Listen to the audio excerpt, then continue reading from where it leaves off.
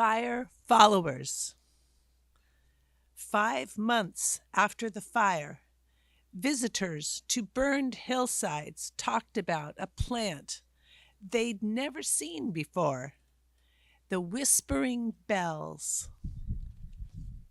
Eminenthe penduliflora, the lone species in its genus, requires the heat of wildfire to rise from seeds hidden for years.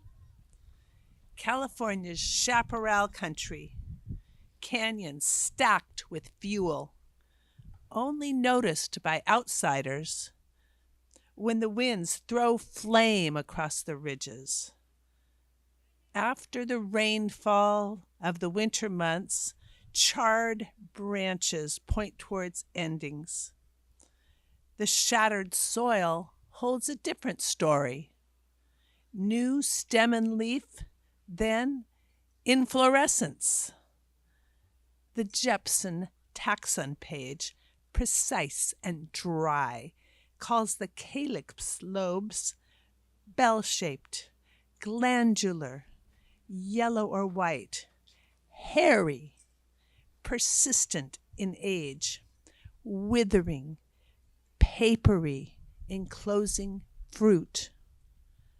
No mention of how the bells whisper until I turn to the cowscape page. A rustling sound when a breeze comes through, describing those persistent, aging lobes hanging along the tough, sticky stems, each fruit waiting to become a seed, patiently standing through the dry season, dropping back to earth among sisters, dreaming for years before the next fire. Each eminenthe seed, flat, wide elliptic, brown, surfaced honeycombed, holding the memory of the landscape. Those fresh yellow bells of May are not the ones that whisper.